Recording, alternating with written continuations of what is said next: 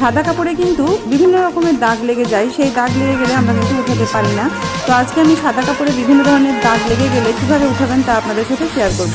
চায়ের দাগ, ডালিমের দাগ, কাঁচা কলার দাগ, ঝোলের দাগ, পেনের দাগ, সব কিছু সেকেন্ডে চলে যাবে। এই ভিডিওটি দেখলে আপনারা অনেক উপকৃত হবেন, তাই পুরো ভিডিওটি দেখার চেষ্টা করবেন। প্রথমে আপনাদের সাথে শেয়ার করছি কলারে এরকম ঘামের দাগ পড়লে আপনারা কীভাবে উঠাবেন। প্রথমে যেটা করবেন, এখানে কোলগেট হোয়াইট টুথপেস্ট দিয়ে নেবেন। কোলগেট হোয়াইট টুথপেস্ট দিলে কিন্তু এটা খুব সহজে উঠে যায়। তো এটা উঠতে কিছুক্ষণ সময় লাগবে, তাই আমি প্রথমে এটা লাগিয়ে রেখে দিলাম একটি পুরনো টুথব্রাশের সাহায্যে। এবারে বাকি কাজগুলো আমি করে পরে আপনাদের দেখাবো যে কলারের দাগটা আসলে উঠে কিনা। এবারে আমি প্রথমে যেটা করছি, এখানে চায়ের দাগ করে নিচ্ছি। এখানে আমি কিছুটা চা দিয়ে দিচ্ছি। সাদা, একেবারে ধবধবে সাদা একটি শার্ট আমি নিয়েছি এবং সব রকম দাগ এই শার্টে ফেলবো এবং সঙ্গে সঙ্গে এটা উঠিয়ে আপনাদের দেখাবো।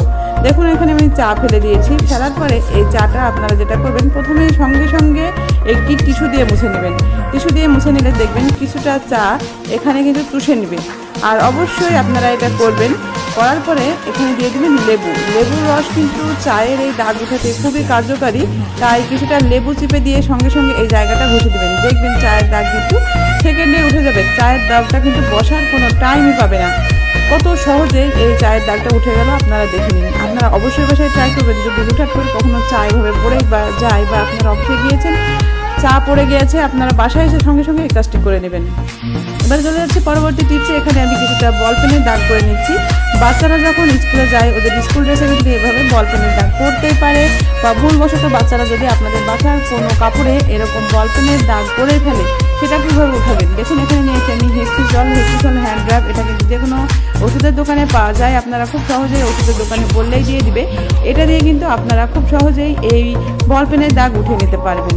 বাচ্চারা যখন স্কুলে যায়, ওদের দেখা যায় স্কুল ব্যাগে বা এরকম স্কুল ড্রেসে এভাবে বল পেনে দাগ করে ফেলে। তো সেটা আপনারা এভাবে দেখুন কত সহজে উঠাতে পারবেন।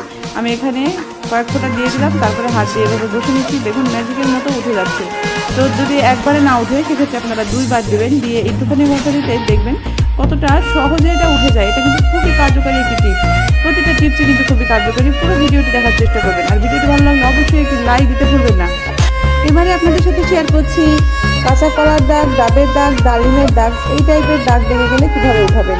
অনেকে কমেন্ট করেন পানের টিকের দাগ বা কচুর দাগ, এই ধরনের দাগ লাগিয়ে গেলে কীভাবে উঠাবো। এই ধরনের দাগ যদি লেগে যায়, তাহলে আপনারা খুব সহজে হাত দিয়ে উঠে দিতে পারবেন।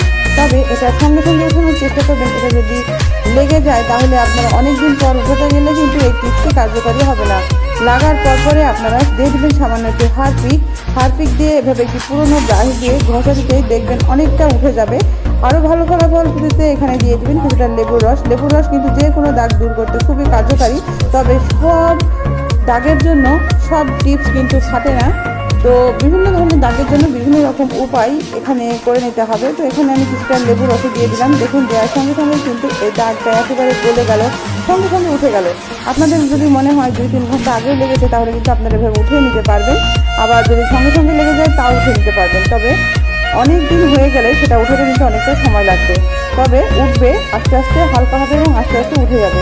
দেখুন কত সহজেই এইভাবে আমি হারপিক দিয়ে এই বেদানার দাগ বা ডালিমের দাগটা উঠিয়ে নিলাম।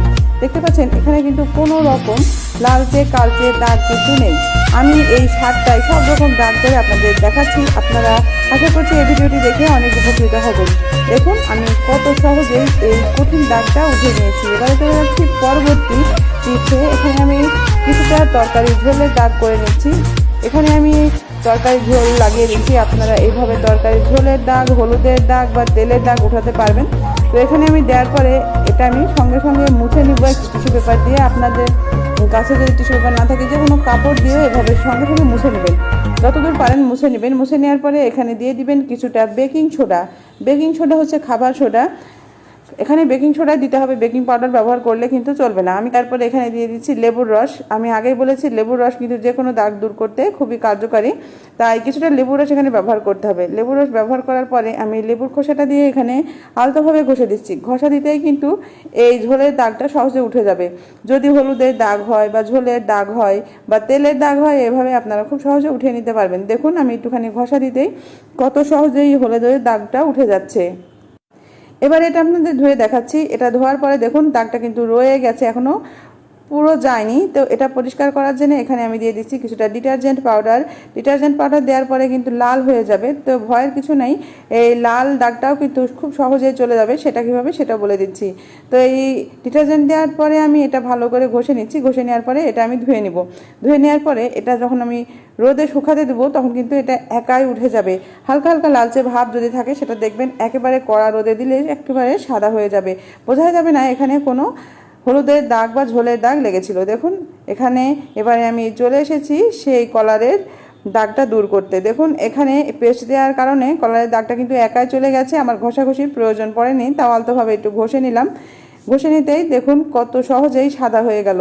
আপনাদের বাসার যদি এরকম কোনো শার্টে কলারের দাগ পড়ে যায়, সেটা ঘামের দাগ হতে পারে বা ময়লার দাগ হতে পারে, আপনার এরকম হোয়াইট কোলগেট টুথপেস্ট লাগিয়ে রেখে দিবেন আধা ঘন্টা, তারপরে দেখবেন একেবারে ম্যাজিকের মতো উঠে যাবে।